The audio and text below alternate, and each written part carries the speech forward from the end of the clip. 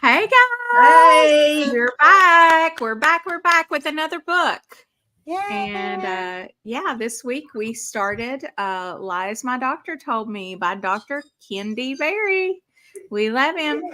That's right. He is the king. And if you hear coughing or talking, it's my child. He's down here playing his VR headset, and he's got everybody in my house is sick right now. So I'm trying to avoid getting anything. Just got to eat my meat and keep going, right? Yep. So, hey, Nicole. What is up? Hey, Nicole. Hi, Nicole. Am I a lady? Here. Oh, I'm sorry. We've got ladies and Bubba. That's our group name, the Ladies and Bubba. That's right. I didn't know I was that woke. No. Okay, no Politico. We're gonna cut that. No politics, no religion. Okay? No, my rules. That's gonna be hard going through this book. Well, it's not, because Dr. Berry avoids it very well. Yes. Because I pay attention. And we are not of the same political, Right. And some of us just don't give a crap about it. Oh, I was like, where did Bubba go? Did he get mad at me and leave? No. Am I there still? You're here. You're here. Oh, okay. All right. So who wants to start us out this week? Oh, wait. We got something to. I was wanting to ask you, Bubba. I cut you off backstage because I wanted you to talk about it on here. So continue that conversation leading in here before we get into the book. Well, I started doing this ASMR stuff with the guitar. And what happened was I was watching this stuff on YouTube, and I've been kind of listening to it over a few years, and because it's relaxing, right? So then I dropped the F-bomb to myself, and I said, I can do that. I woke up one. I've already censored Bubba. That's why he's dropping the F-bomb and not actually. Yeah. So anyway, I woke up one night and I just plugged my phone in. I didn't mic up to it or nothing. I just started playing with this reverb ambient pedal. It's called Ocean's 11, and ran a chorus through it, and I think the OD overdrive, and God, it sounded pretty good. So I recorded it and I took it to the guy where I'm learning some more guitar theory from, Patrick, and he's been a professional musician, I don't know, 30, 40 years, and done a lot of commercial work and all this stuff. And he says, I think you got something there. You got to put it on YouTube. So I just opened up another channel and threw it on. And then, I sent it out to a few people such as yourselves. And I didn't put it out to the public until, I don't know, maybe 5 days ago. And then I did another one. Yeah. And then I did another one, and we invested in a audio interface, a Zoom H6N, and which we did before, but we've been recording ocean sounds and birds, and we got to go find waterfalls and do stuff like that. So the idea is that I would use the ocean sounds as like a bass line, but then it's kind of gone a little different direction. So then I did the second one, and that sounded pretty good. And what I noticed was, I think the two of them together have been out like maybe 4 days or 4.5 days. And I'm up to not a lot of views, maybe just under 120 views, but there's over 20 hours of viewing time on it. Oh, wow. Especially for a brand new channel. So people are actually really listening. Yeah, actually, the second video, out of the first, I think, 40 views, 10 were repeats. Oh, nice. And one person had actually listened to it for 25 minutes. No, I two mean, that times. might have Pardon. been me. That might have been me. Oh, so then, I don't know for you know, sure, but I know I've listened to them more than once. so then I started, of course, researching, and my son's been saying, "Well, you need to get on this," and he's Mhm. hasn't been. He's been supportive, but also kind of pessimistic. And he thought, well, maybe it's, it'll fall off or whatever. And I said, no, I think we kind of got something.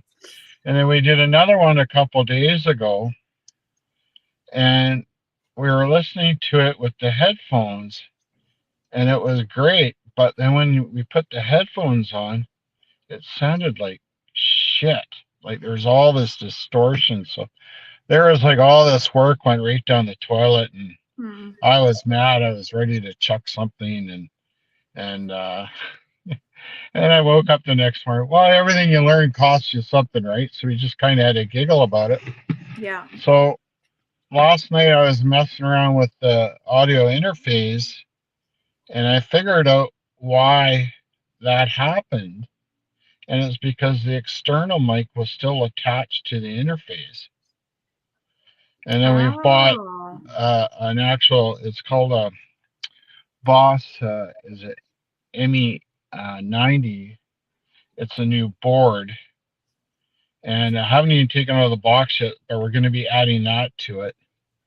And so the one I was working on at Starbucks about 20 minutes ago, it's that much better than the second one compared to the first one. So what I think about it is I don't like anything that's not authentic. So when you're researching and diving into things, most of these ASMR videos are AI generated, and they're buying Hmm. clips and stuff like that. So I watched a bunch of these clips about how they edit it and how they fool the YouTube algorithm by, making sure the sound clip is between 5 to 10 minutes, and they chop it up and splice it in different ways so that it's not consistent. So they feel they're fooling it. So, and then a friend of mine who uh, got me into the YouTube thing like 9.5 months ago. His wife has an ASMR channel, which is huge. And then I Googled her. I won't mention the name because he doesn't want people to know where they live. But I Googled her name. Her net worth channel on her channel was 7.3 million. So I thought, What? oh, Oh my God. yeah. Oh, yeah. Wow. So And I believe it work because out- I've worked on 2 of their 3 properties, so I know. Hmm. If anything, it's probably an understatement. So I started watching all these different channels, and how they do this stuff. But I want to stay authentic, so I do all the music, all the video, the bass lines, all that stuff. My son has helped with some of the editing. He's going to be going back playing the guitar. He's actually got a completely different style than me. So we're going to probably have him do some stuff and just see where it goes. But what I found, the amazing part is since I started doing it, this blood pressure problem I had has disappeared. Oh Wow. wow. So See, I know it has that effect on a lot of people. It's really calming. Yeah, like I said in the text yesterday, I was filming for about 4 hours, and I was going home, and I saw this cloud formation. I go to my son. I said, I'm going to drop you off, and I'm going to go down by my chosen road and park somewhere and get this stuff. So he bought some more lenses, and so he went home, and I started filming this, and I looked back at it, it was absolutely mind blowing what I saw, what came up on the film. So now I got to find a way to express that with the music. So not the next video, but maybe it'll be the one after or two down the road. I have to find something that's ambient in a manner which actually is quite dark. Mm. Does that make sense? Mm-hmm. Yeah. And I had lots of ideas going through my head. And I won't mention who the other YouTube person is in Carnivore, but I told this guy months ago because he had a background in doing beats and all this stuff. I said, I said, you really need to grab your beatbox out and dig into this stuff. And basically, he just, I don't know, just didn't fucking pay attention to it, pardon the language.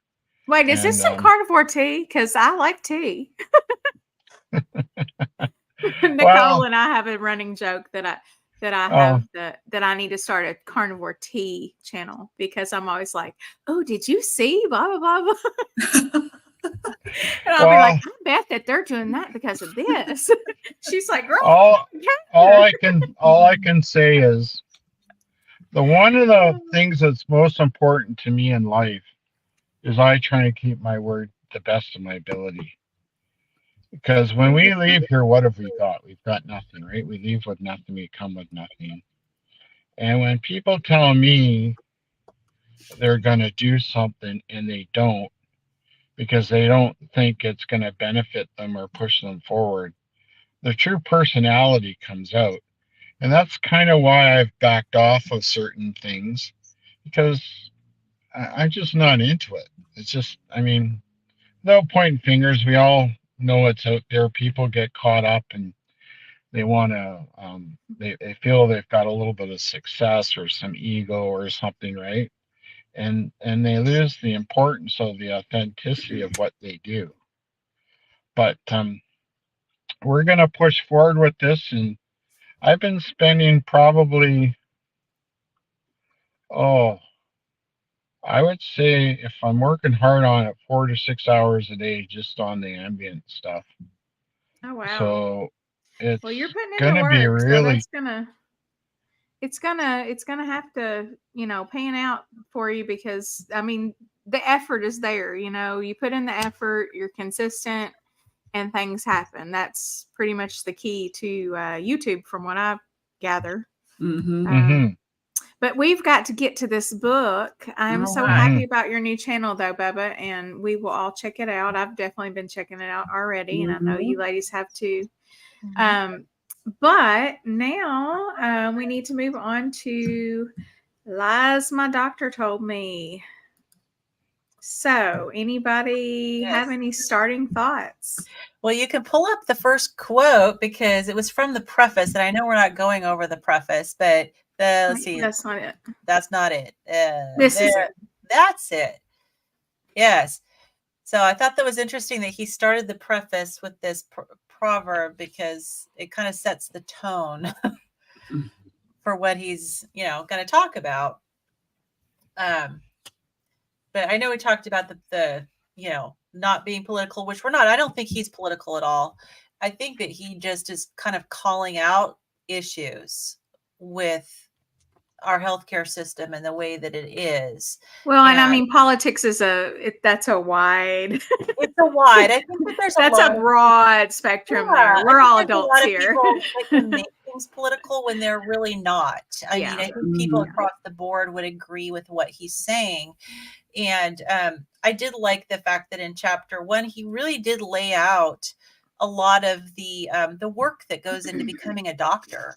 Yeah. And the pull on their time and attention when it comes to, trying to manage their lives. And I mean, I know that I'm sure like with Kim, we've worked with a lot of doctors and I have a lot of respect for doctors and I know that they work very hard and I've never met a doctor that didn't have good intentions. I know they're out there, but I've worked with Just some like amazing. nurses and, people True. who work at McDonald's, Mm-hmm. Yeah, exactly. So, I mean, I think he did a really good job of explaining and kind of helping to build some empathy. And one thing that he was really focusing on is that they're just human beings. Yeah, they're just dudes and chicks. That's what he And always says, yeah, and your doctor is just a dude or a chick.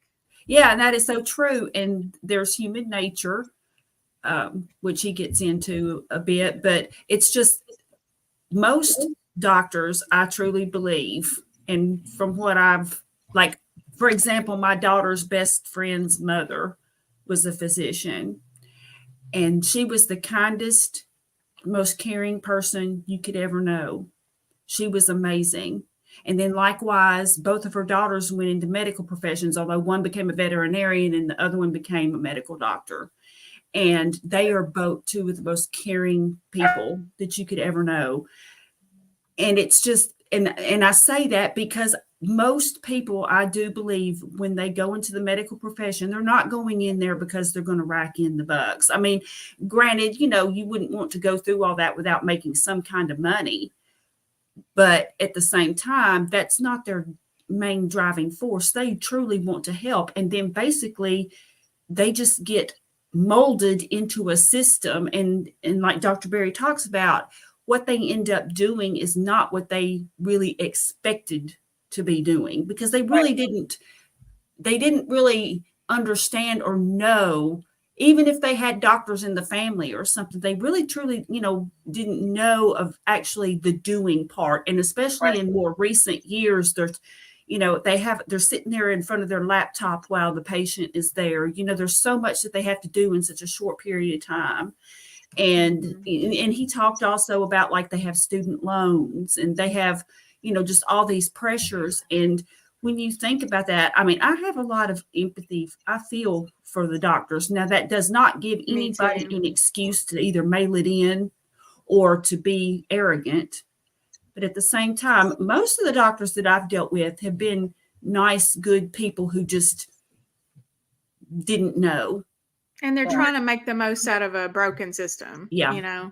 They went into it for the right reasons, primarily. I don't know how many of them know how broken it is until they get into it. And exactly.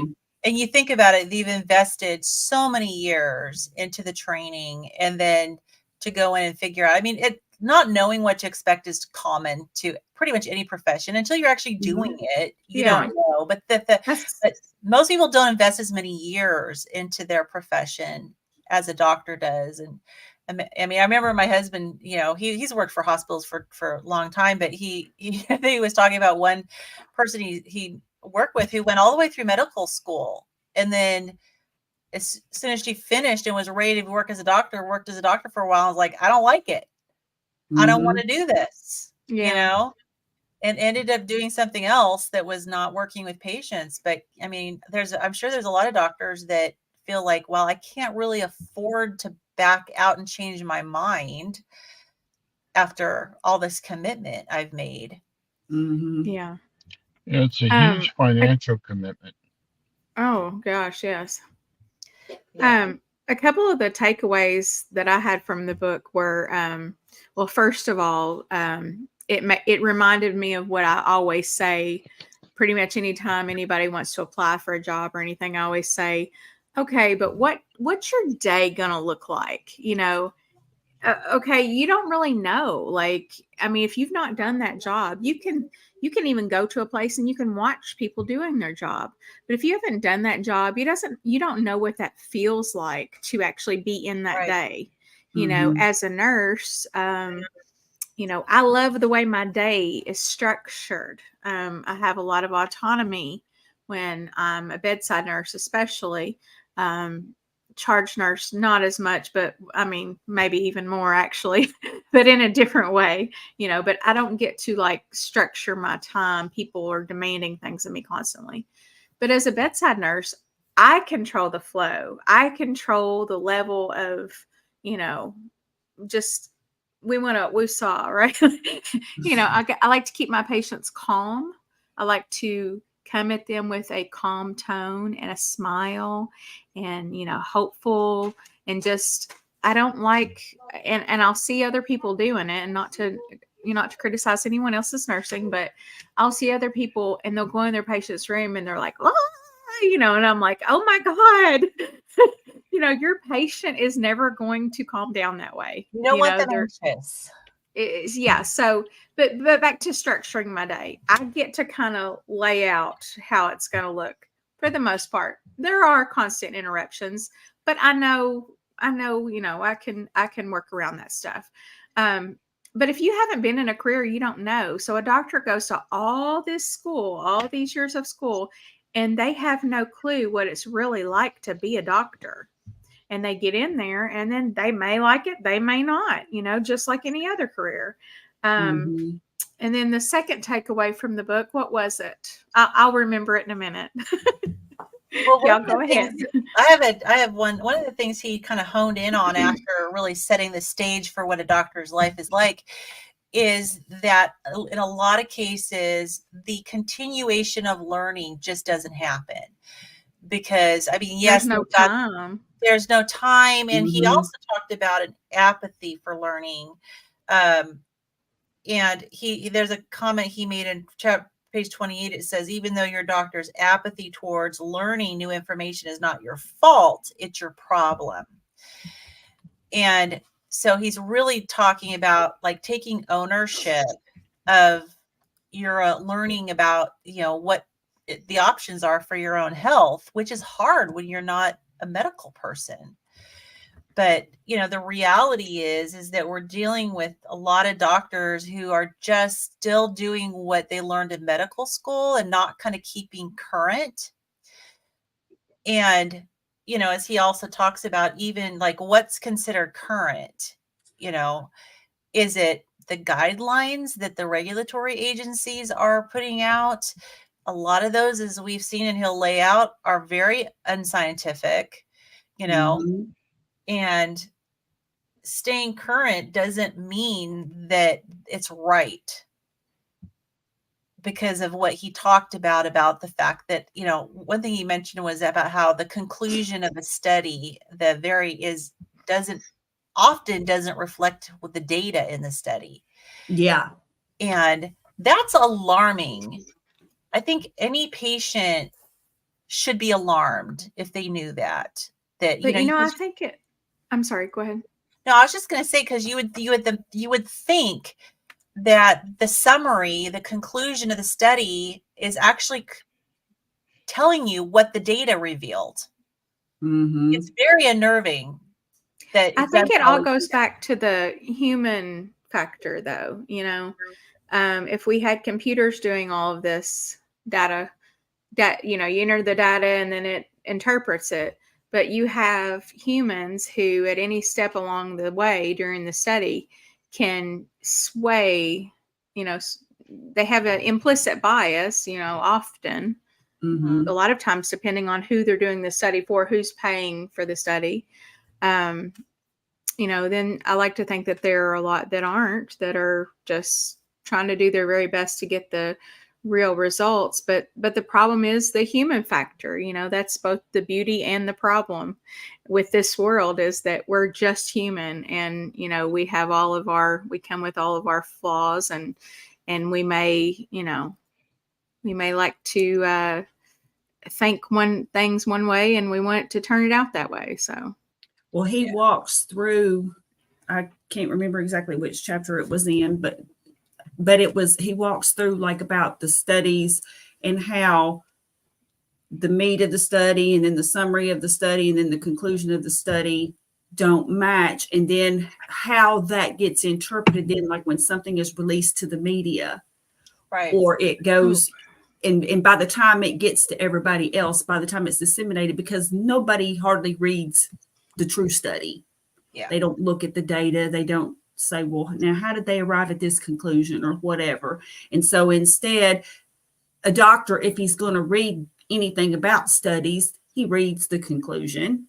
And so he's like, oh, well, yeah, saturated fat causes heart disease, for example. Right. And so that's what the conclusion of the study is. So he, doesn't have time to really, or it's difficult for him to make time I Yeah. should say, to work through all of that and to be like, well, now wait a minute, this conclusion doesn't match what it says, Right. what the actual data has. And so then you take it a step further for the news media, and then the headline is sensational, saturated fat causes heart disease, and Right. they just make it all sensational and Yeah. clickbaity and Their goal is yeah. viewers, so they want to sensationalize things to get the viewers, and they have a different goal.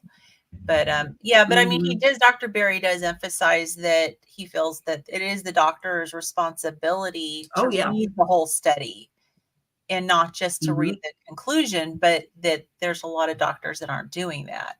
Yeah. Should I tell you a doctor story? It's okay. Sure. I go to the doctor the other day, right? And I'm saying this because how overworked they got. So I'm a half an hour early. And you know what the doctor told me? If we don't hurry up with this, somebody might die on me. He was so miserable. And I'm like thinking, that's weird. Yeah, that's just what he said to me. And he goes, got any more problems? I said, oh, just my arthritis. He goes, it's called a cane and Tylenol. He says, I gotta go. Oh I my said, God. okay. But I think he's due to retire in 3 months or 6 months or something. I think he's sounds like he's already checking out. Sounds like he needs to. Yeah. Well, maybe that, or either that, or now I know a lot of people that are. I should say that I have some friends in my circle who are in the medical profession, and or like things like firefighters, EMTs, nurses, and you can have a dark sense of humor that kind of helps you to survive some of the situations that you see. And if you let that slip in front of the wrong person, it can be interpreted in the wrong way. And it's not that they're callous or they don't care or just whatever. It's just this kind of a morbid sense of humor that I tend to think it's funny, but other people might be very sensitive to that. Yeah. So, when we get a lot of nurses together and our spouses, it can kind of get that way because, I mean, the spouses mostly understand, but then you'll be around other people and they're just like, what? I can't believe you just said that. And we're like, oh, that sounded bad, didn't it? Yeah. I just think they've got so much stuff going on now with the way things have changed and mental health and stuff like that there's a lot of pressure, and we're not genetically engineered to take stuff. And if you got somebody at the end of his cycle, his give a shit tank isn't going to be very, it's going to be flowing over. Yeah. Well, and it's not just caring enough to learn more and to be current. He does talk about, he says the societies and boards do too much to prevent doctors from thinking outside the box or trailblazing new treatments or therapies.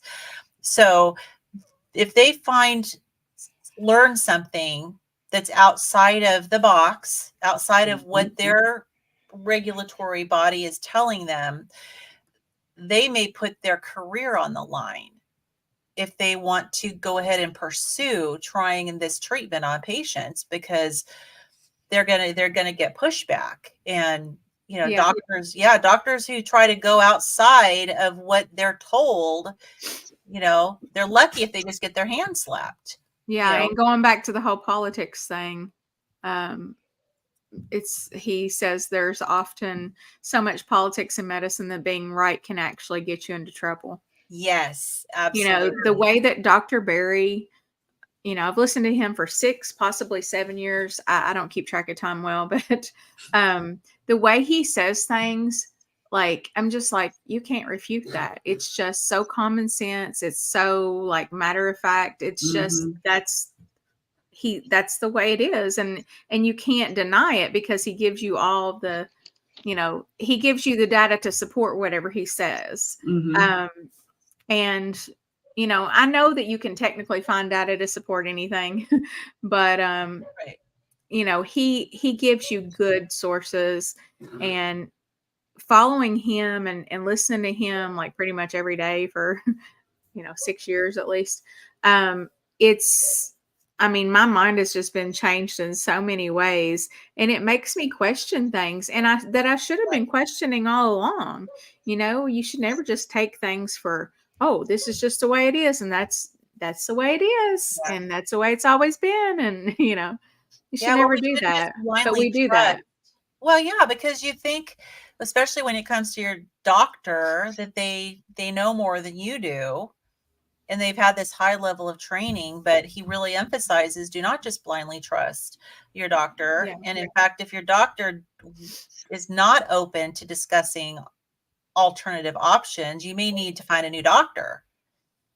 At least they need to be open-minded enough to hear you out if you want to explore other alternatives.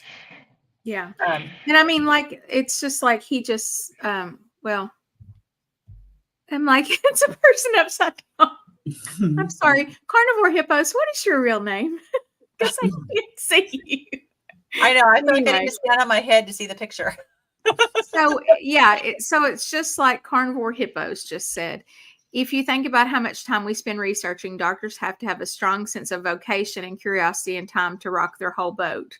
Yes. And, Dr. Berry has time to do that now because that is his job. He's made going against the establishment basically his whole job. Oh, I remember my point from a while ago. So it was, this book is not just lies your doctor told you. I mean, that's a catchy title, and that's great. And that's, he said that because he's a doctor. But this is lies that basically everyone's told you, Yep.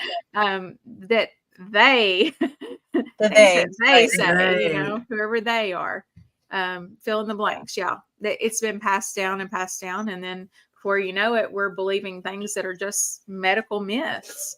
And a lot of nurses believe it. A lot of doctors, and it's a whole thing. It's hard to Francis.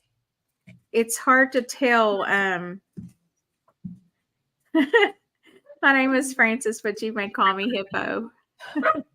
Okay. All right. Okay, Hippo. When I saw your name, I was like, is that a troll? Like, are you calling carnivores fat right now? Because yeah, we were. But now we're getting to where we're not so. We're That's losing true. weight. Okay? We're shrinking hippos.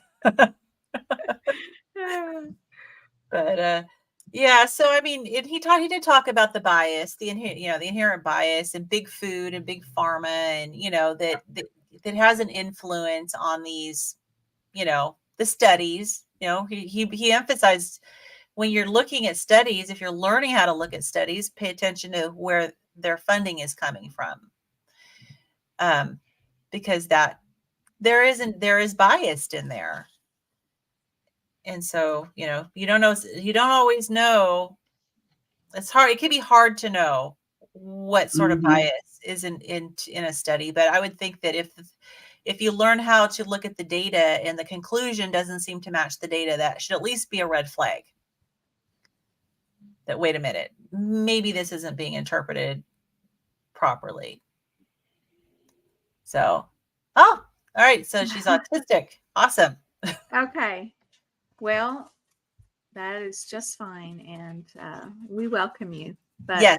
And I often don't get things, get jokes and stuff. So like someone could be trolling me, and it would take me a while to get it, Because I mean, like, so naive, like, okay. I just think everybody's my friend. I always have.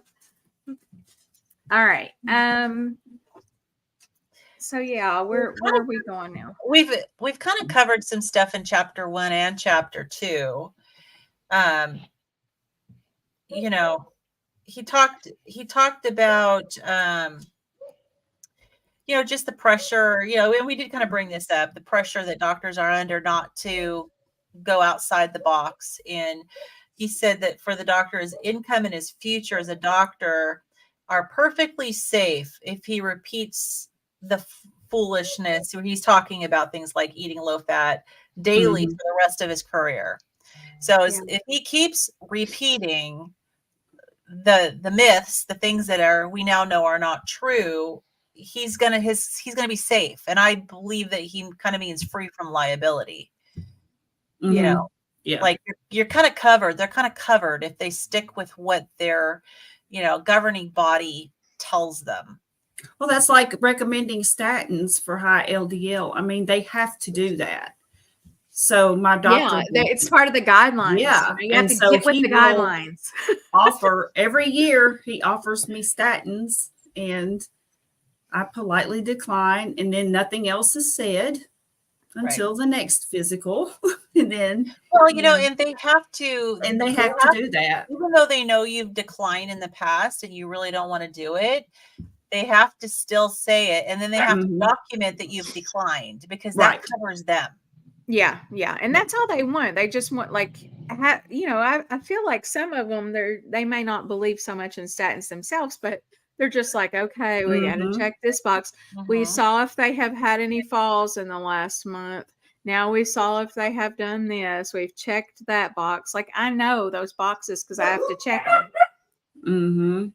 Yeah, absolutely. And if your LDL is over a certain point, then that automatically means that they got to offer you a statin. And then if you decline, they got to say you declined. And that way they're covered.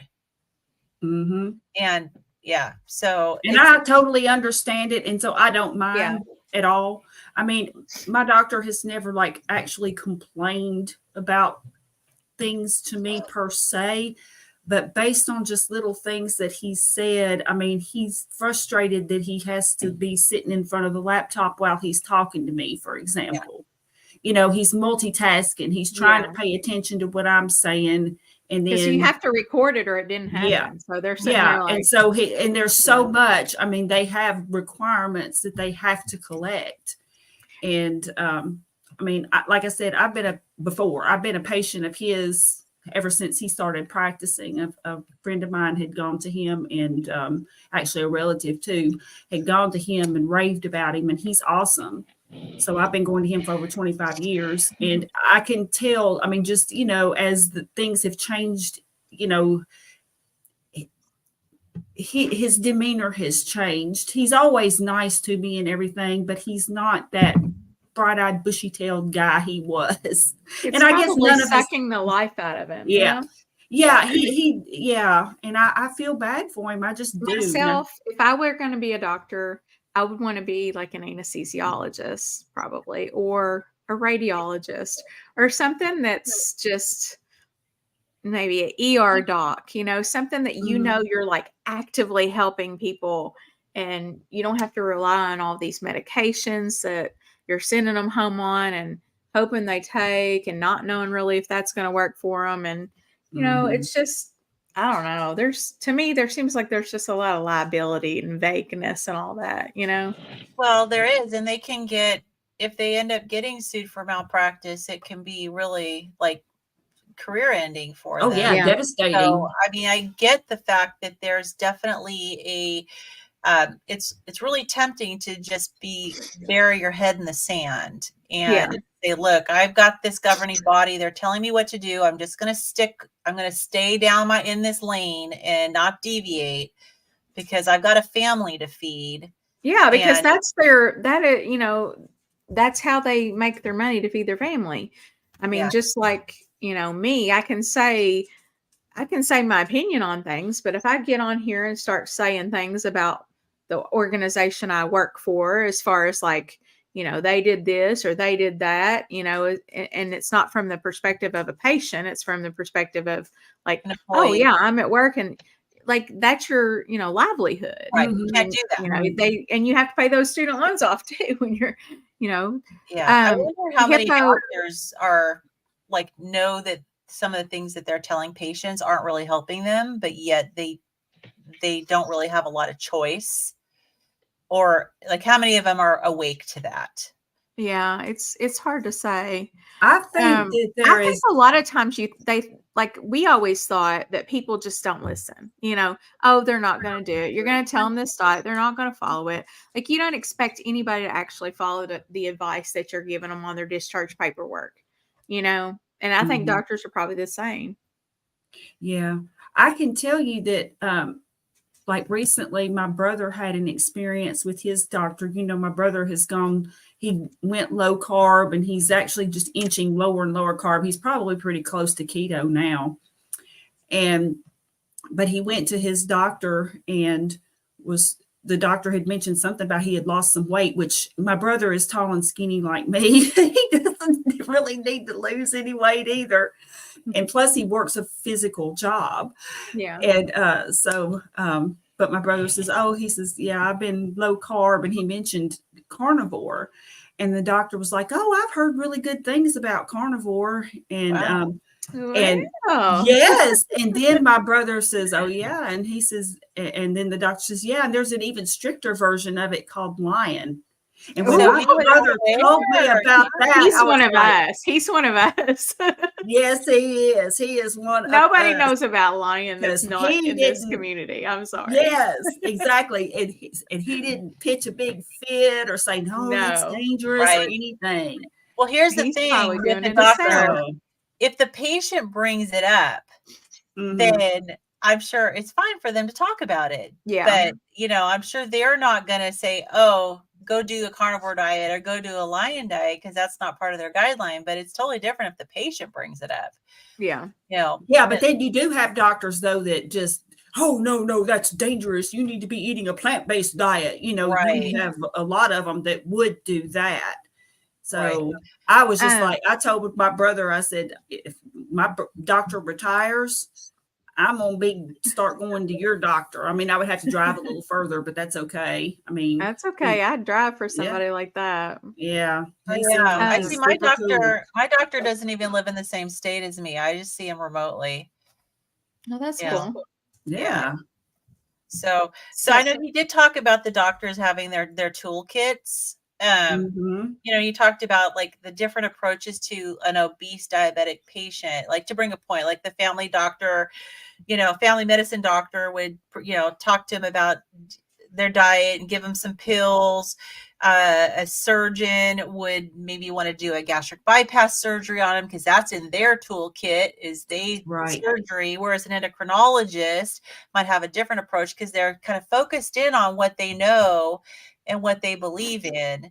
And so you might get 3 different treatment plans from 3 different types of doctors for the exact same patient. Mm-hmm. And one of the thoughts I had as I was reading through this is that, and this has just been my experience, and you guys, if you've had different, let me know, but I've always found that the doctor's toolkit is usually focused on symptom management. Yeah, that's true. And, oh yeah. I mean, that's what they're trying to do basically. Yeah. And they're it doesn't not really trying to prevent. Get the right prevention or get to the actual root cause of what's going on. That would require a lot of research because the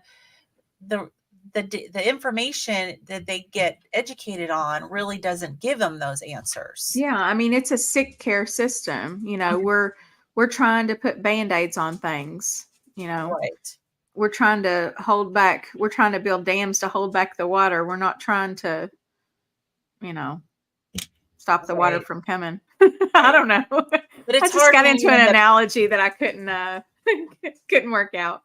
Yeah, but you definitely don't want to have a doctor that's apathetic towards learning and is not open towards, or talks down to you or doesn't listen to you. Those are my biggies. Like if you're listening to me and I can tell you're actively listening, then you get a lot of points for that alone. Oh yeah. Right.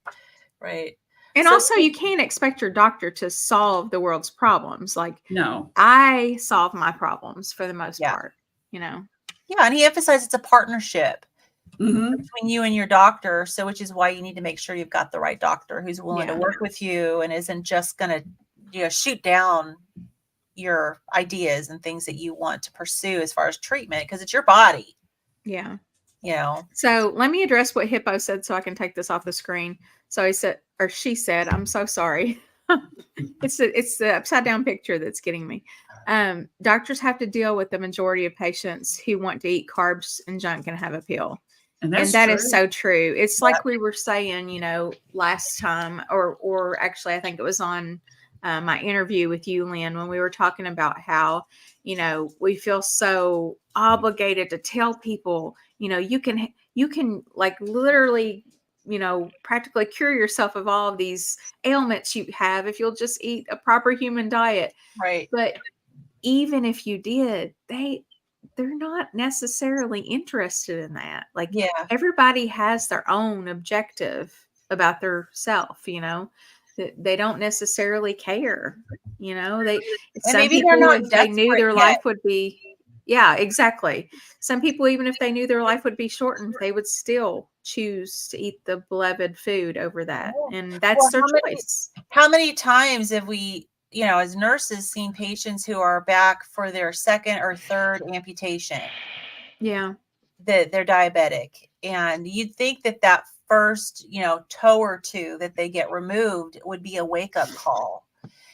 But they get told the wrong thing to do too.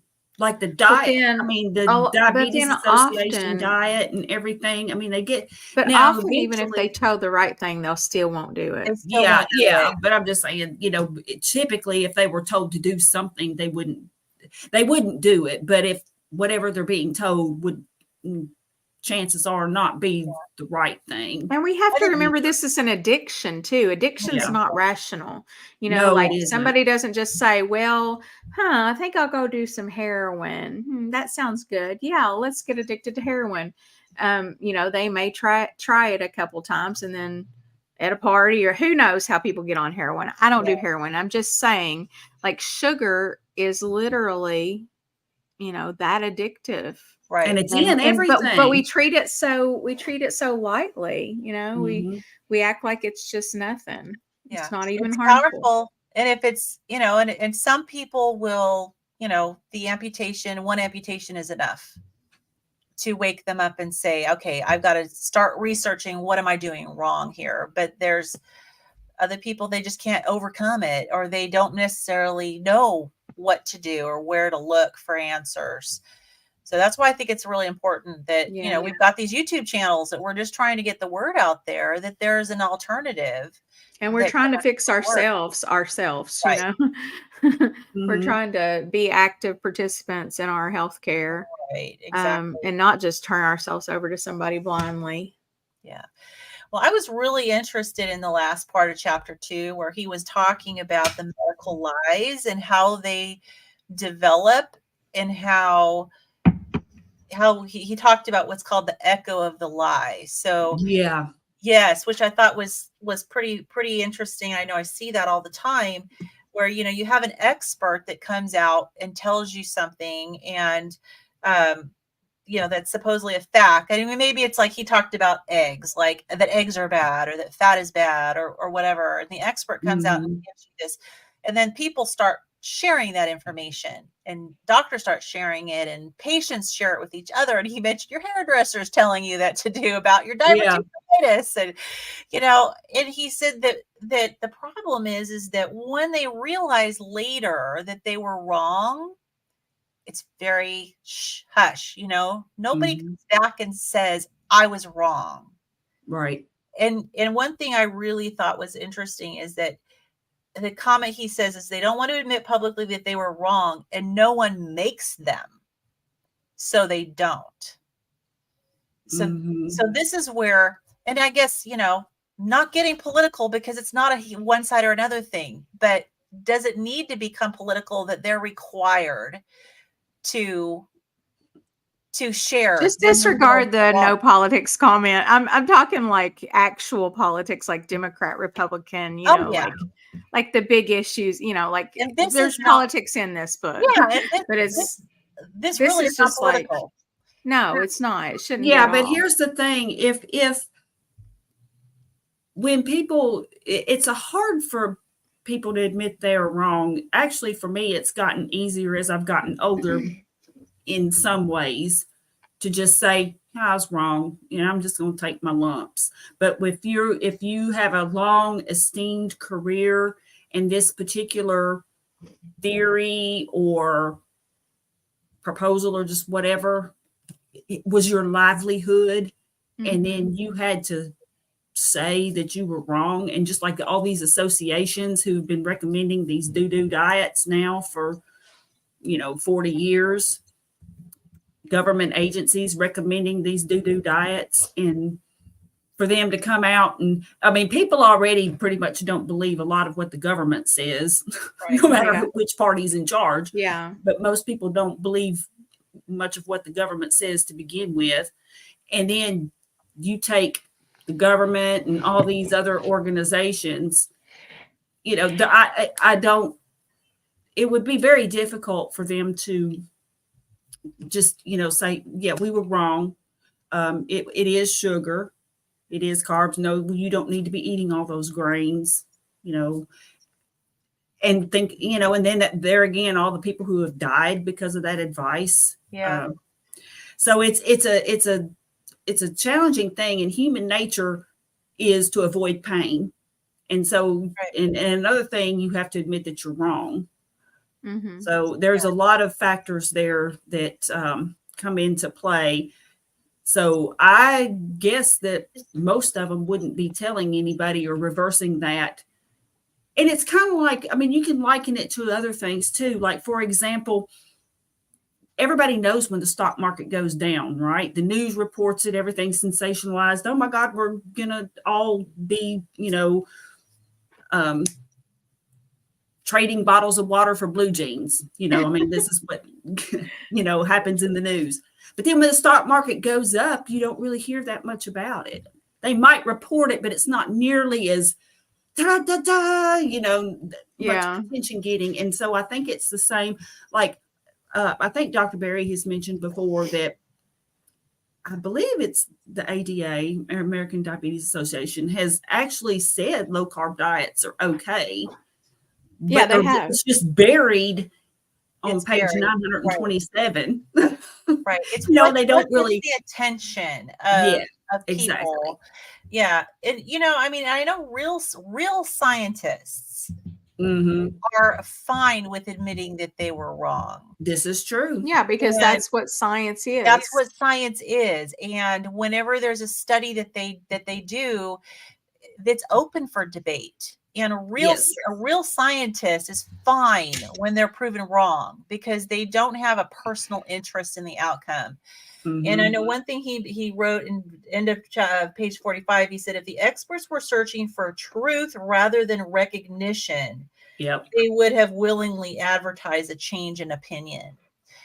And I just think that it's a societal problem. First of all, we're way too litigious. I think that there's underlying fear of either getting sued or getting criminally prosecuted for killing so many people with their horrible conclusions. But we need to kind of, again, go back to the fact that they're human and people do get things wrong.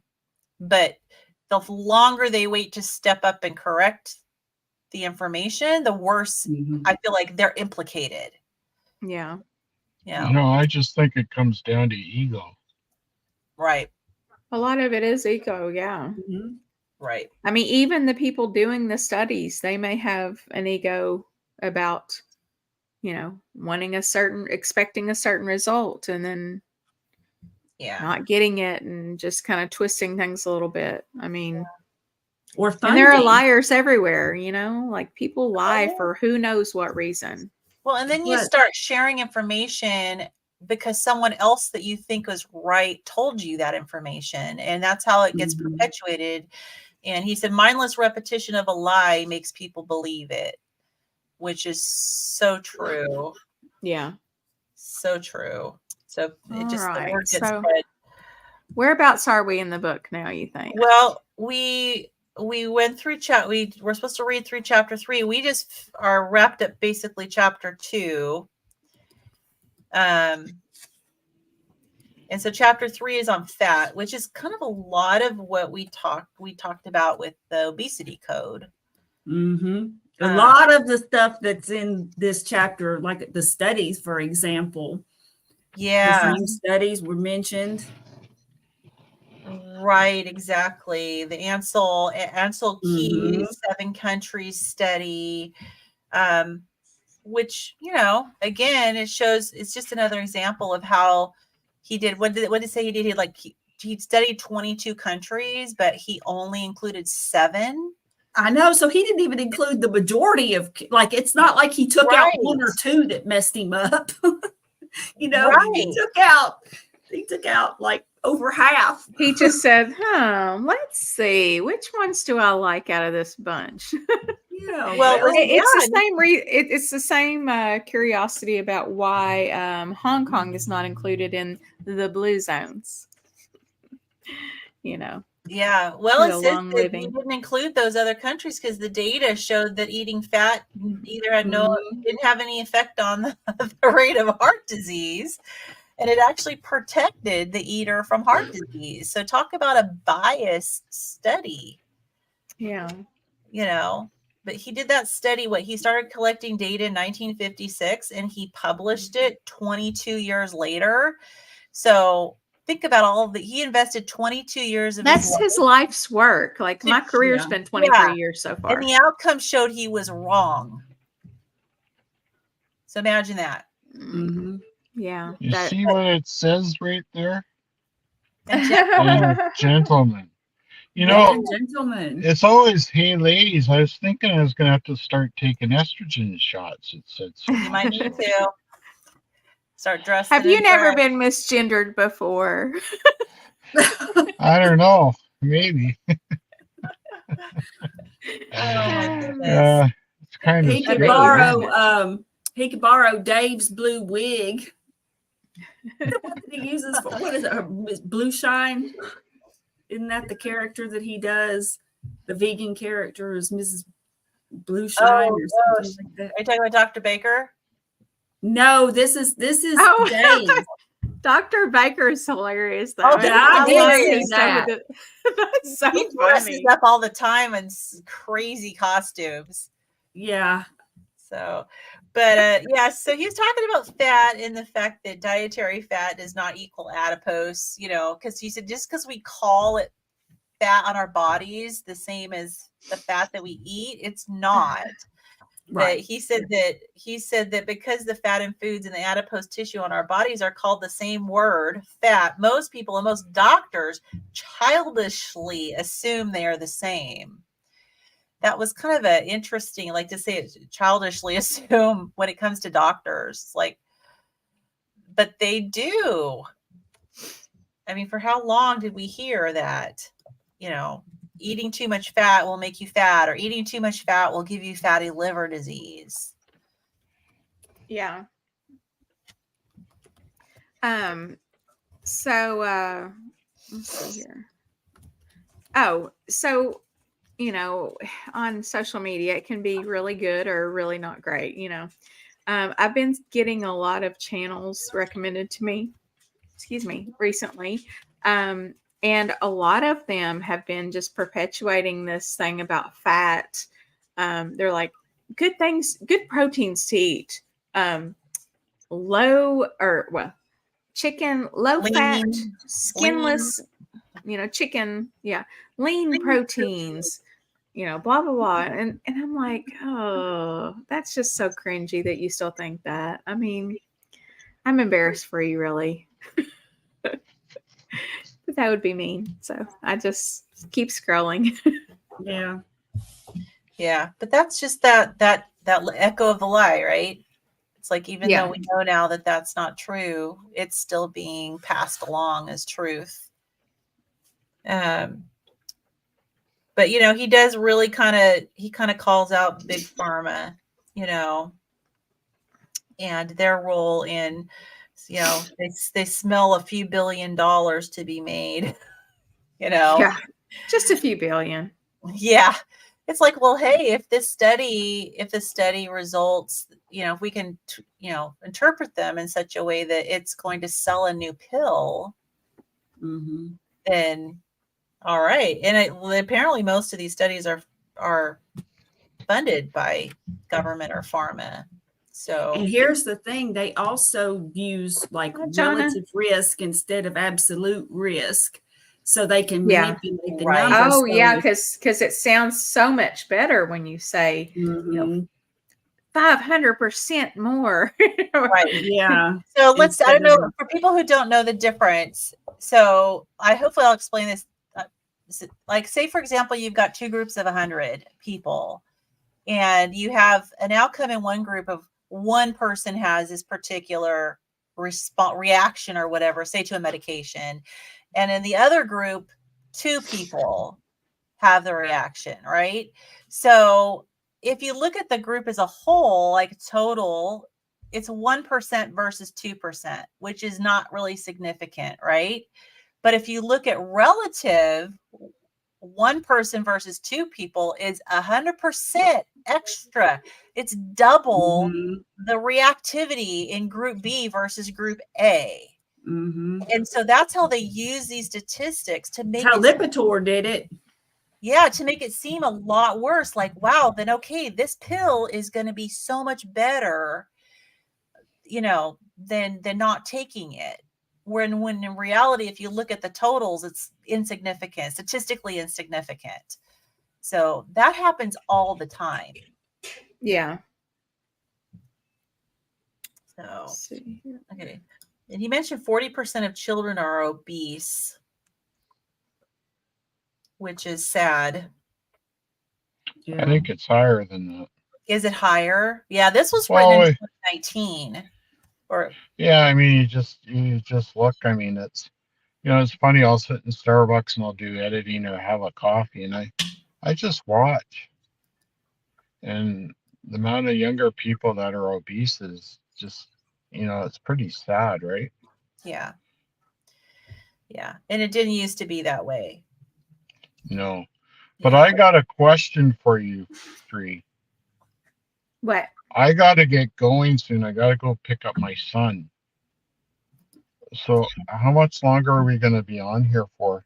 Well, I think we're pretty much wrapping it up. Yeah, we'll be maybe 15 minutes or so. I don't know if you guys can stay that long. Yeah. But Bubba, if you need to leave, you can just feel free to go. That's not a problem. Yeah, I got to No, get we're gonna going, hold but you anyways. What'd Oh you no, say? it's a highlight of my week when I can hop on here and see the three of you, because I think you three are probably the nicest people in the carnivore community, to be honest. Aw, Bubba, you know the way to a girl's heart. That's right. Mhm. Sweet Yeah. talk. We'll work all the time. Flattery will And get you everywhere. I mean, there's lots of nice people, but I'm always a little bit of a pessimist and a critical thinker, and I think that's because of my background. But I believe that we should say good things, and if we don't have anything really good to say, we should just keep our mouth shut, right? Well, So- I think human nature, we tend to start heading, our brain wants to go into the negative, and we have to kind of reel it back. And Well, and it can be hard to say something that's factual and make sure that you keep it kind of unbiased and not get too overly critical. Because I mean, we could just as easily make these same mistakes, and probably have in the past oh yeah, Mhm. many times.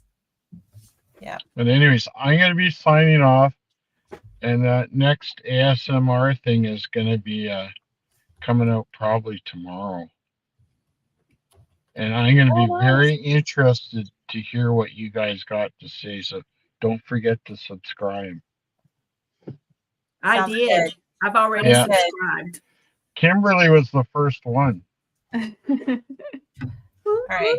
So I'm going to go Yeah. subscribe to it right now while I'm thinking of it. I forgot, I listened and I totally forgot to actually hit yeah. subscribe. Hey, tell us your plug your channel, your new channel, and we'll get everybody to go over and check it out. It's Ocean ASMR Blues.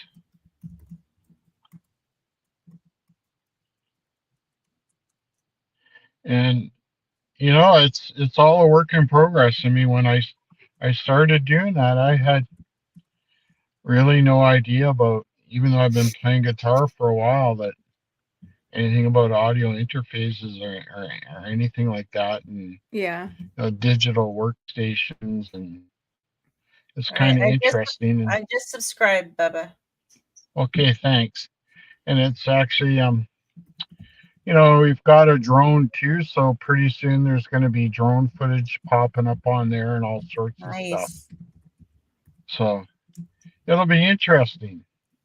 Well, it's great Right? meditation music. I love it. Well, I appreciate it. I appreciate it. You know what? It's only going to get better as it goes. Well, give me more. Give me more. Yeah. Okay. Yeah. Okay, well, I'll let you guys go and you have a great Okay. day, okay? Bye, Okay, Bubba. Have a love great you all. day, Bubba. See you, Yeah, Bubba. bye-bye. Bye. Bye-bye. And Hippo wants to know if it's for ADHD. I think it's just for general relaxation. And Relaxation. some people just like to hear those really soothing sounds, and just different ASMR, different sounds make you feel a certain way. Unfortunately, I've discovered, after thinking, hey, maybe I can make an ASMR channel, I discovered that ASMR actually makes my stomach hurt. It's really weird, but not Bubba's, because it's music. But like, how What when does people are doing like ASMR stand for? the mouth, is it audio sensory something? I can't remember. I'll look But it up. the ones that people do with their mouth sounds and stuff, oh my gosh, I had it's autonomous sensory meridian response. It's a tingling sensation that usually begins on the scalp and moves down the back of the neck and upper spine. But it doesn't do that to me. Those mouth sounds that people do, it just it instantly makes me feel like I have bricks in my stomach, like my actual stomach. It's very strange. I don't even And it think makes me feel nauseated. I don't even think I've heard of the people doing the mouth sounds. Oh, I can't even think about it. It hurts me. Interesting.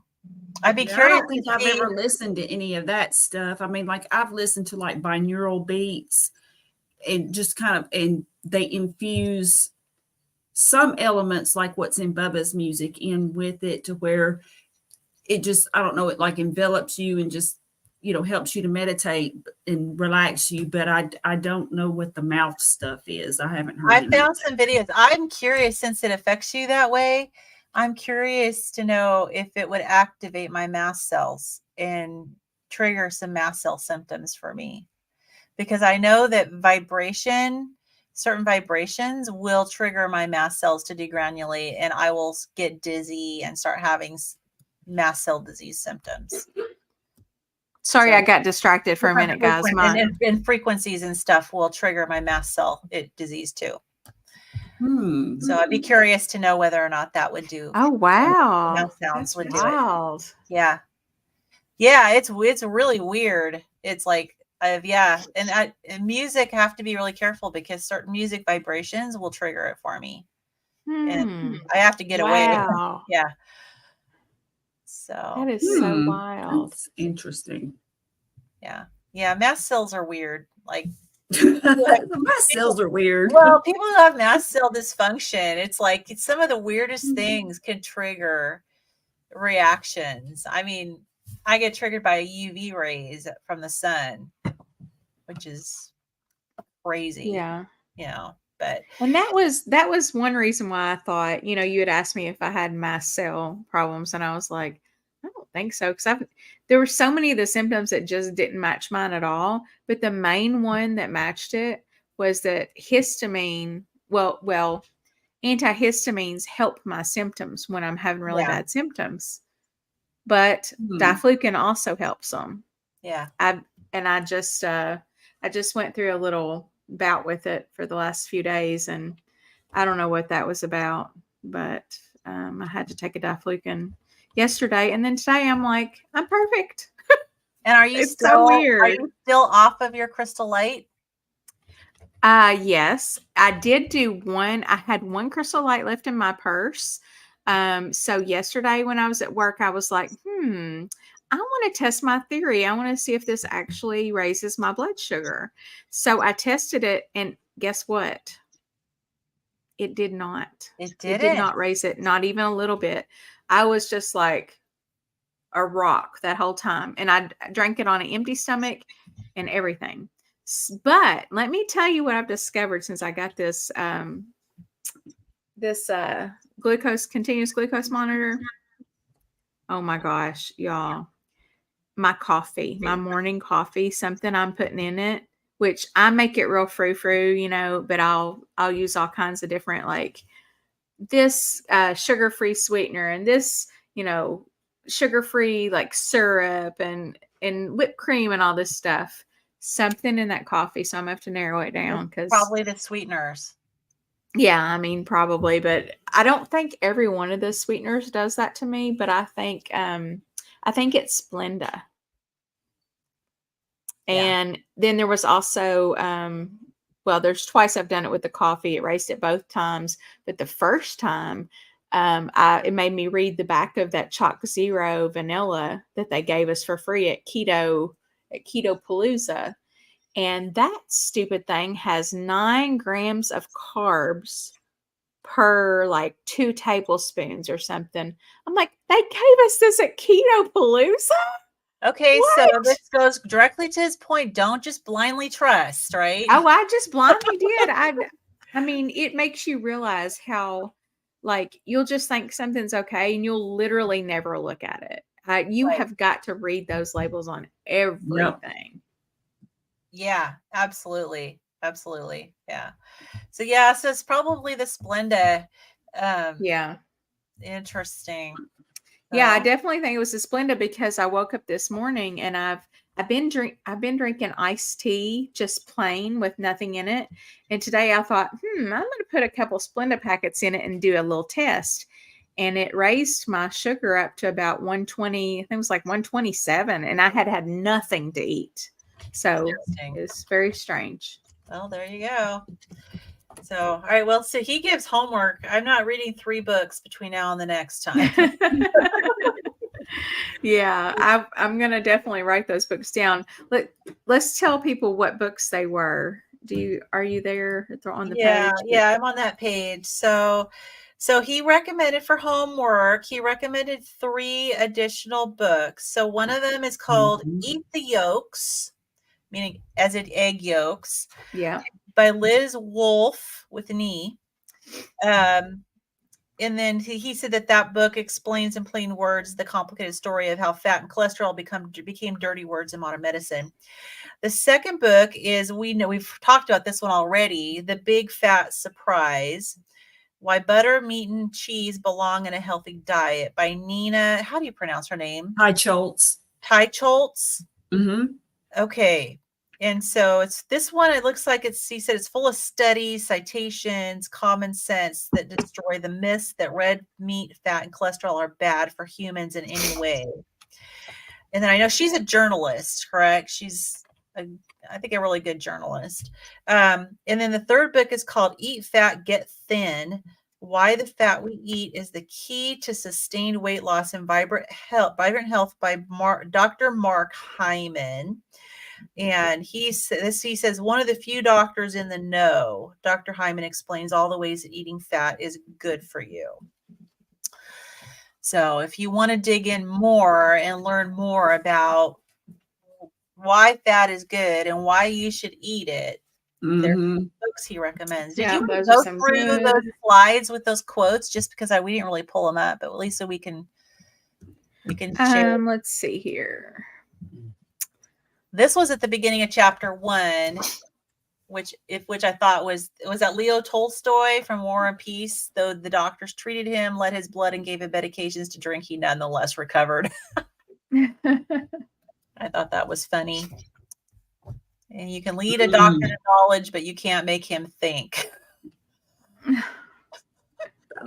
Dr. Berry can do this because he's a doctor. That's right. But honestly, as a nurse, I've always been against doctor bashing. Like, it aggravates me so bad when like other nurses will be like, nurses, what keeps your doctor from killing you and all this stuff. I'm like, these people deserve a certain amount of respect. All the school that they've gone through. And, it's just like I just don't like the doctor bashing, but I mean, Dr. Barry's a doctor. He can do it. Yeah. Well, we do work as a team. And I mean, I'm not saying I don't give them a hard time. Like if like I'm going to tell it like it is, you know, if my doctor told me something that was just crazy, I'm going to tell you guys about it, you know, and I'm sorry for her. I'm not mentioning her name, but yeah, I think I've worked with one really bad doctor in my nursing career. And this doctor actually ended up getting dismissed from their hospital privileges. But other than that, I mean, okay, and I've worked for some egotistical surgeons, but or worked with egotistical surgeons, but you know, you have to go to the bat for the patient, you know, as a nurse. And so you got to kind of not worry about any of those doctors. Some of the doctors that do have egos, you still have to get past the ego and still work with them. But most of the doctors I work for have been really great, humble. Yeah. I mean, I don't work for them, but we have a lot of with them. Yeah. Yeah. We have a lot of really good surgeons, especially, you know, I work in a post-operative, a recovery room, and, you know, they're really good. And honestly, like my favorite doctors, hands down, anesthesiologists. They are just the best. I love them. You know, they're just a different breed. And then ER doctors. I've worked a lot in a couple of different ERs, and they're just a different breed. They just think differently. The way Dr. Barry thinks is like typical, you know, ER doctor. They're just very like, they see things for what they are, and they're common sense about things, and they know that, you know, shit happens, just to be honest. I really enjoyed working when I went from working in the hospital to working outpatient. I really enjoyed working with the gastroenterologists.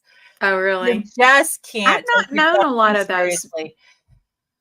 I just found them to be the most down-to-earth doctors that I've worked with. Mm-hmm. I mean, when you talk about poop all day and you're doing colonoscopies and you know, you just have to be really down to earth.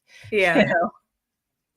I mean, I've definitely had a lot of really good doctors over the years too. Like my the doctor that brought my 4 sons into the world, and then his brother, both of them, they're like twins. They're not twins, they're just brothers. But one of them delivered all 4 of my babies, and one of them provided pediatric care for all 4 of my babies, you know, up till now, even, you know, they're growing out of pediatrics, and those guys, they're just, you know, they're very common sense, old school, you know, just great guys. And the main thing with anybody in any profession is to be humble, you know, to a certain degree. Like, you know what you know, but you don't have to make people feel stupid if they say something that's not quite right in your eyes. Mm-hmm. And you can just be open and listen, you know. Yeah. And that's really what I expect. I don't expect them to know everything. Right. It's not possible. Right. Well, here's another thing, and I've said this before, but it's sometimes we as patients aren't exactly approaching things in a diplomatic way. And I understand people getting frustrated. I've been frustrated before, and we all have. At the same time, it's like I have remembered times when, you know, I've gotten an education for my job and I'm very experienced at my job. And if you have somebody that really doesn't have a clue coming in, even if they have read up on something, a lot of times they would know just enough to be dangerous, and they would tell you what you should have done or what you should be doing. And it's very frustrating, and it brings your defenses up. But if you approach someone with kindness, compassion, and say that, you know, I want this to be a partnership, and this is some things that I have found, or just and ease into it, and don't just say, well, I'm going on a carnivore diet, and, you know, I don't care what you know, or just whatever. And there are people, I have heard people in restaurants too requesting, gluten-free. Well, I can't have gluten-free. And Oh God, the gluten-free are the worst, and I'm one of them. And they are, and the poor servers, so I mean, and I'm not saying I'm perfect by any means. I know I'm not, but at the same time, I really, really try to be compassionate to the people that I'm dealing with and try to think, how would they feel if they, how would I feel if they approached me in that way? And I really do try to do that. And I think that's why, look, vegetarians, I mean, most restaurants just gave up and said, we're just going to automatically have a vegetarian menu since they're so rude. Oh, Lord. I mean, I kind of joke about that, but I mean, like years ago, before it was a big thing, we had a family friend who was vegetarian, and honey, she let you know. And everywhere we went, it was like, oh God, she's going to do it again, and she would just be like ugly to, you know what I mean? And it's just, I try so just hard not to be that person, Me either. And I also tip very well with, to the wait staff. I'm very kind when I ask them, and I know the wait staff can't control whether or not something can be done a certain way, but if they asked on my behalf and did something, then I always, I tip them very well and I thank them. And I just think that, but the whole point is just treat people with dignity and respect. And now if a doctor is just rude to you and everything, then, and there's no hope for him, then, leave and go some somewhere patients else. can be difficult. I've talked to patients who, they call and they ask to speak with the nurse, and then they just go off. And they're like talking your ear off about their entire health history, and then blasting. I've seen all these doctors, and none of them help me. And I have had to tell the patients, you're sabotaging your own healthcare, because if you go into your medical appointments the way you're entering into this conversation with me, and basically not letting anybody get a word in edgewise, you're sabotaging this relationship with your doctors, because these patients go in there and they have a 15-20 minute appointment and they talk the whole time. Yeah. And they tell the doctor exactly how it's going to be and how it is and everything. And there are patients that are like that. And it's like, no wonder these doctors are like, what am I supposed to do with this person? Yeah.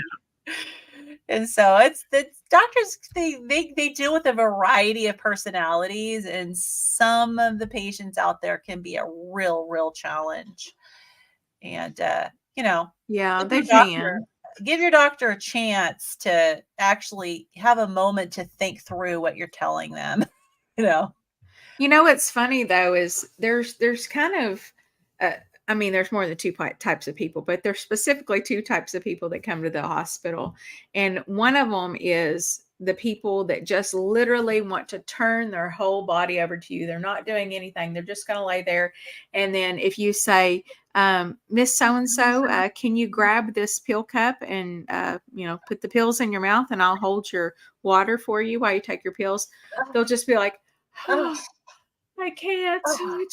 You're going to have to do it for me, And then you have the opposite kind that they come in and they're not going to relinquish any control to you whatsoever. And it's like, can we just get a happy medium? In the middle? My pet peeve, as this is more so when I was working in the hospitals, doing bedside nursing, my pet peeve was helplessness. And what you just described, that, oh, I'm so helpless. I can't do anything.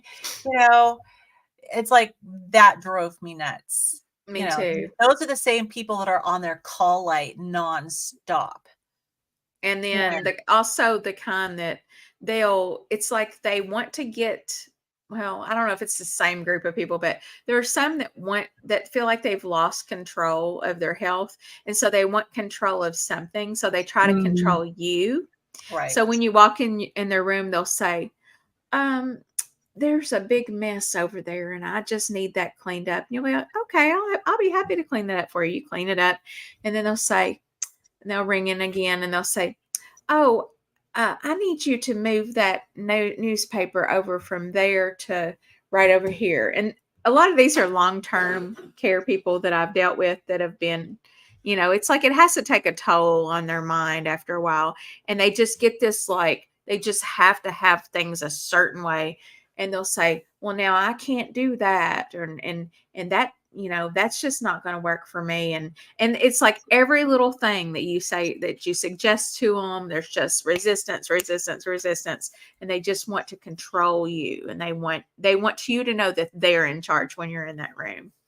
And I mean, I get it. It has to be super difficult to be in the hospital for months on end. Oh, and you lose all but it's very frustrating for the nurse. Yeah.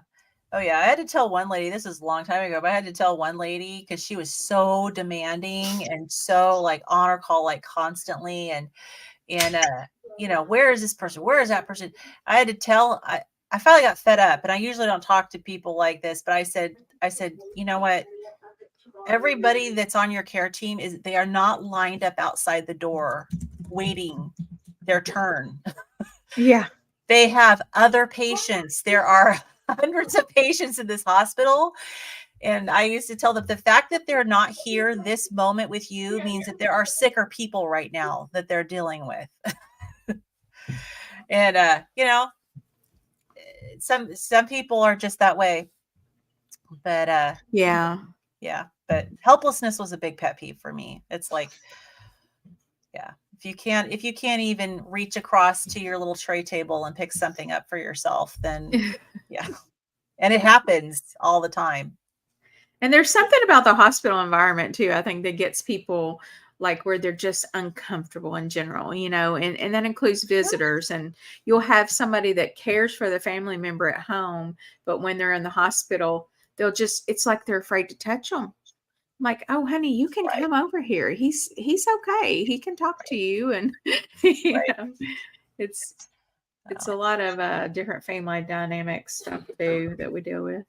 Yeah, very true. All righty. All okay, right, what guys. chapters are we reading next week? What do y'all think? Well, let's take a look. Do we want to do 4 through 7, 4, 5, or 4 through 6?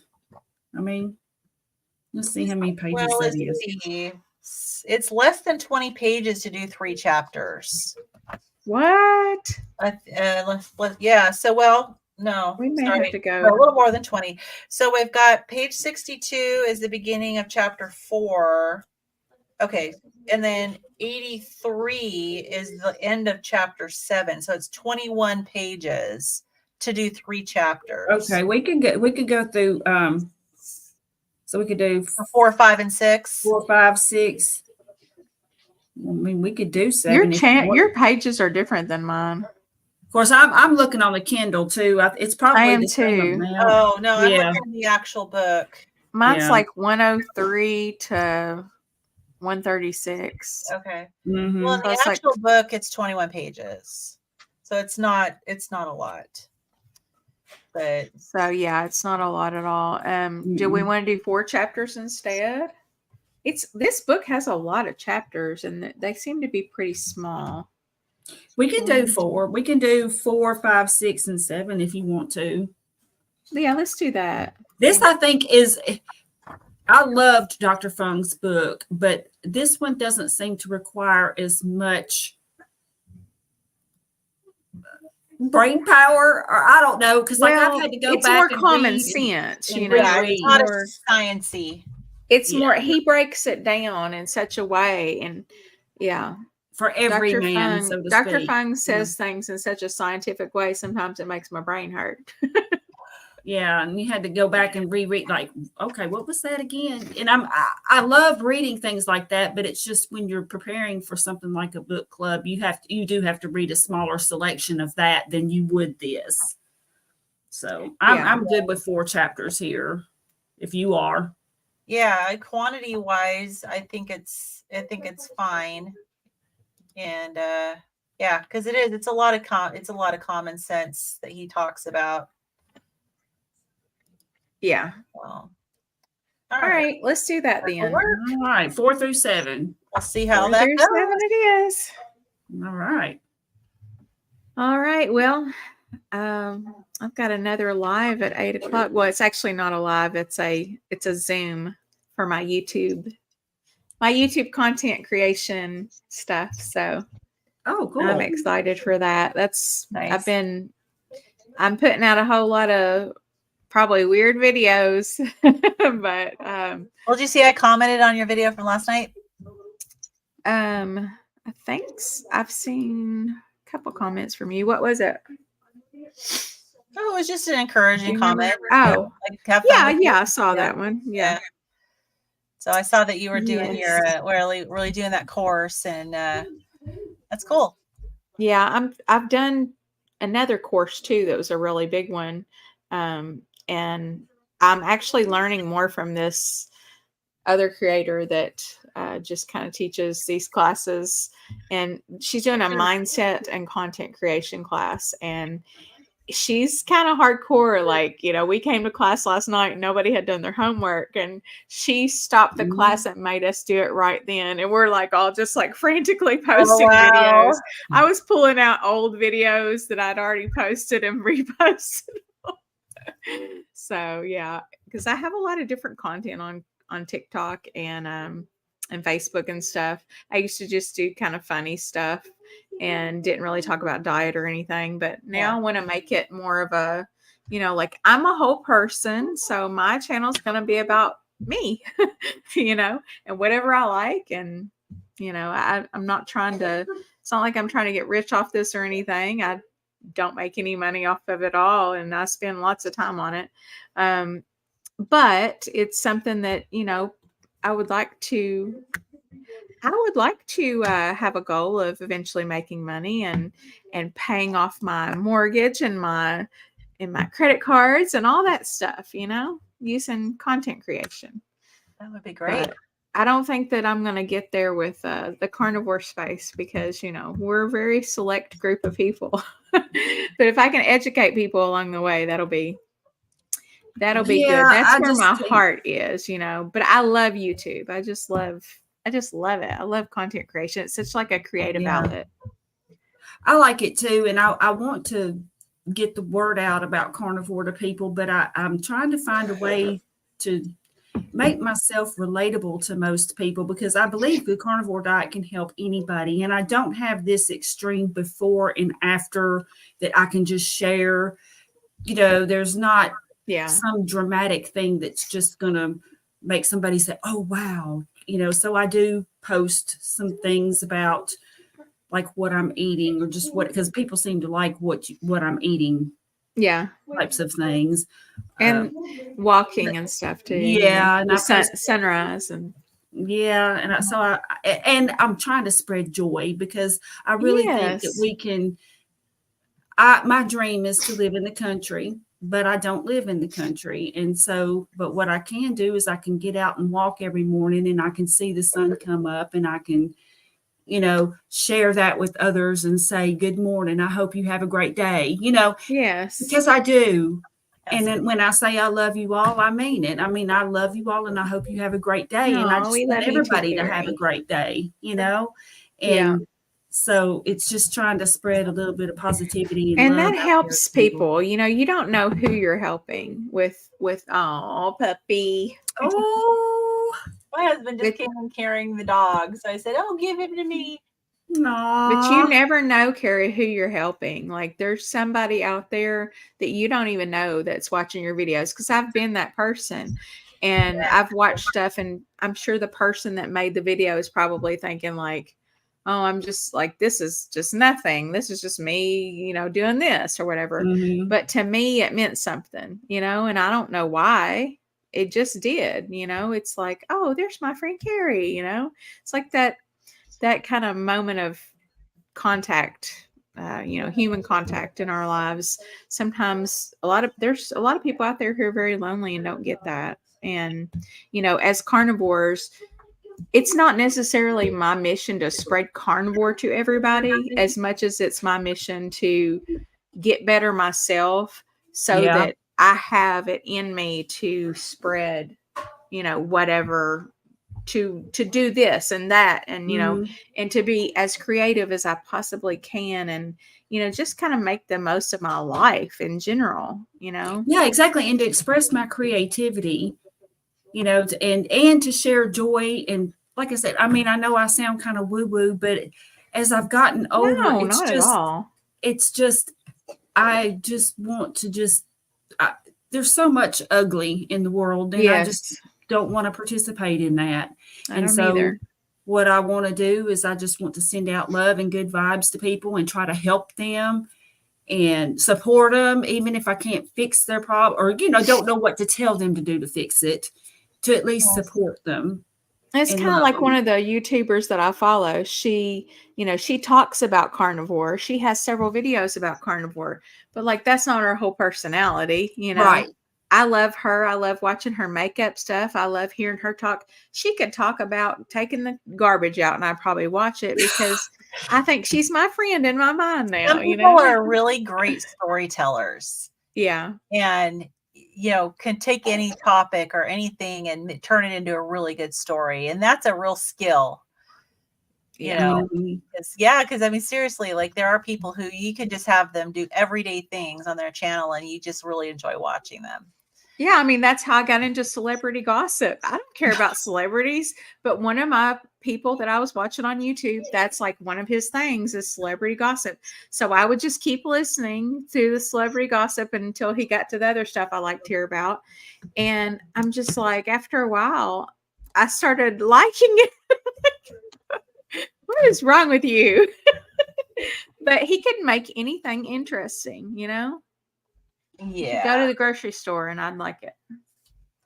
Yeah. Well, I've just been I've been doing my plank challenge on my channel this month and coming along. I love it.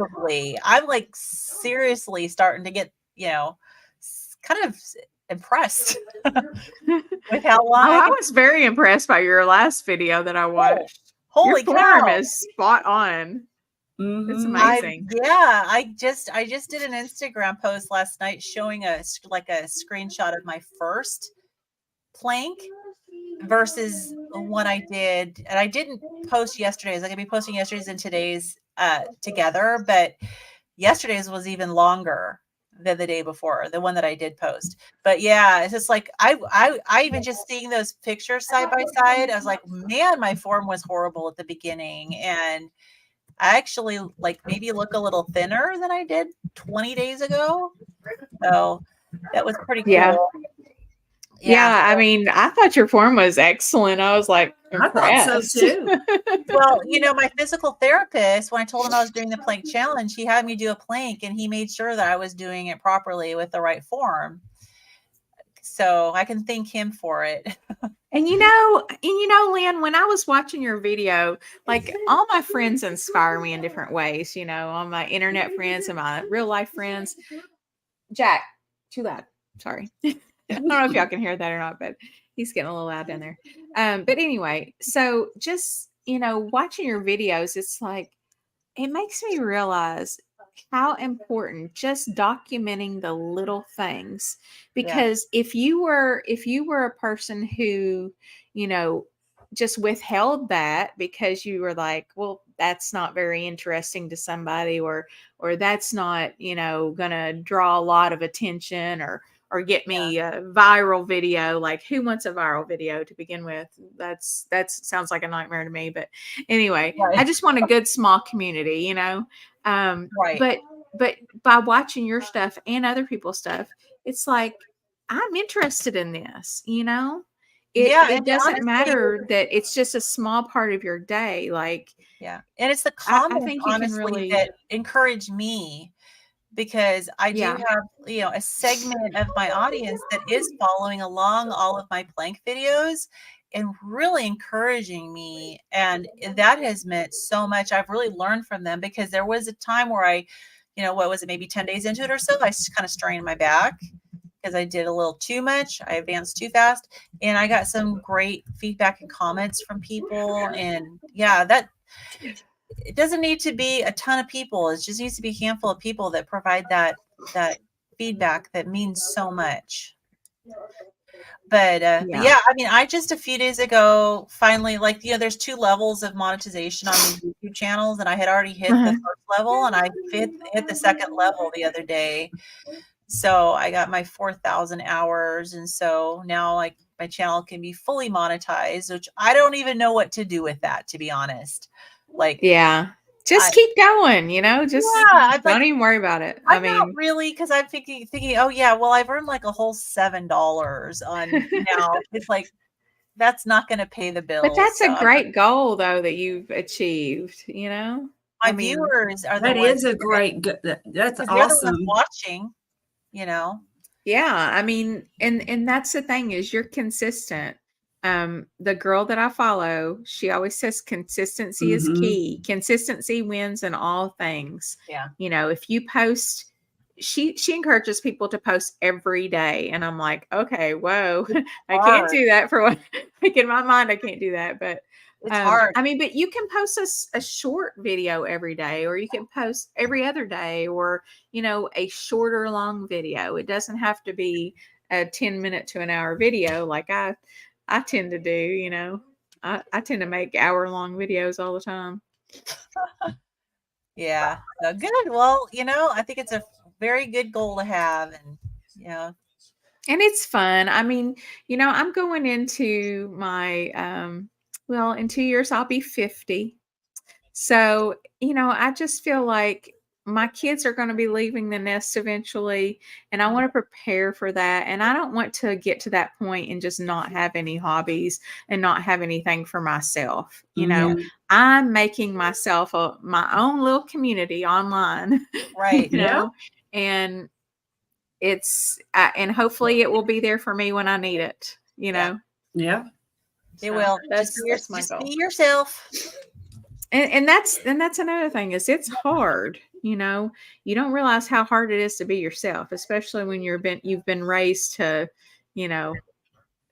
act certain ways to not to make sure the neighbors don't think anything or who knows. I mean, we especially as women, I feel like our whole life we're just taught to kind of put on this big happy face show. or just whatever, like everything is perfect. And I think I mean people don't like that. Like I used to think people liked when you were perfect, if you looked perfect, if you talked perfect, but nobody's perfect, so obviously you couldn't achieve that anyway. But people don't like that, and I don't like that. When I watch people, I like real, I want to see vulnerability. So I'm trying to be more vulnerable, and it's hard. And I don't know about you guys, because you're kind of more, you're not in the deep South, but you're kind of more considered Southern as far as yes. And I know that culturally there's a little bit of difference as far as, the way you present yourself in the South. And like I was raised on the West Coast, where it's like, you let it all hang out. You just kind of, however you are, it's how you are. And it's just it's a little bit different, but it can get a little excessive on the West Coast. Like, well, I know what you mean by the South. I mean, I'm in Kentucky, but we consider ourselves the South, right. And but like my family's in Louisiana, they're like South. We are raised as young girls to well, first of all, to compete with each other, not to be friends as much with each other as to consider each other competition. So yeah, we have friends and stuff, but there's just a lot of like, especially small town South stuff. It's, I don't know, where I'm from anyway, it was that way. And I remember going up to Chicago. When I was in college, just out of college, I had met a guy from Chicago, and I went up there and they introduced me to all their friends and everything. And it was just such a culture shock for me. These girls, like, they were beautiful girls, but they weren't like all done up or anything. And they were more interested in their studies than they were in boys. And like, that's just not how we were. It just wasn't like that where I was from. It was very, I don't know. It was just kind of, there was a bit of a shallowness to it, That's kind of funny, because when I went back to school when I was, 36, I guess, roughly. Anyway, I went back to school, and there were these girls, and they were friends who were in school, and they were very pretty and everything, and they were Hooters girls. And I mean, they could make a lot of money at Hooters, but they didn't have, so it wasn't like they were pole dancing or something. But I mean, they did work at Hooters and made a lot of money. And they were the sweetest girls. And I used to hang out with them and sit and talk to it. And I mean, I was like 10 years older or more than they were, And it was just something to see that it's possible that there are, very beautiful people who are genuine. Because it was kind of cliquey in the high school. Well, the junior high I went to, the high school was different, but people were just really cliquey and backstabby and just. Yeah, that's how they were where I'm from. Yeah. Oh, yeah, me too. And you could, and it didn't matter who you were, you couldn't be, you weren't good enough. It didn't matter who you were. Yeah. Like, even if you were in the popular people, you weren't the top popular person, I was a cheerleader, but I still didn't feel. I could see didn't you. really feel like I fit in anywhere. I could see you as a cheerleader. I don't know. It was weird. I was though. the like, I never artsy felt like I fit in. Were you? Yeah. I was also in drama and band though. So I was like, I just was with every group, I was in student government, and I was like the bookworm and like science and math awards. I was the yearbook editor, the newspaper editor, which really involved in high school. I was the academic one, but not unpopular. It's like I was kind of like right in the middle of like, everybody liked me and I liked everybody. That's kind of how I was. I was like, that's how I was like mediocre popular, like. Yeah, but I was more probably well known, but not. Yeah, I mean, not like the person. Like, everybody knew that I was one of the like smart ones. I was pretty much top of my class, but so it's like when it came time to like chemistry class, like the big man on campus wanted me as his lab partner, and I knew it. I knew it wasn't because he wanted to take me on a date, Oh, that's great. I was like not paying attention in most classes, to be honest with you. But now as an adult, I have such a love of learning that I just think, man, I wish if I wasn't so boy crazy back then. I mean, I was really quite boy crazy, and just pretty much my objective in any class would be like, which guy could I flirt with in here? It's so awful and shallow and weird. I had a pretty steady boyfriend throughout most of high school, so it's like I wasn't even worried about that. But it was all academic stuff. So, but well, I got involved in academic stuff once I got in college, and I started making straight A's, and I was just like shocked by that. I'm smart. Oh, well, guys, I guess we're going to wrap it up. I'm trying to make it through everybody's comments here. West Coast free for all.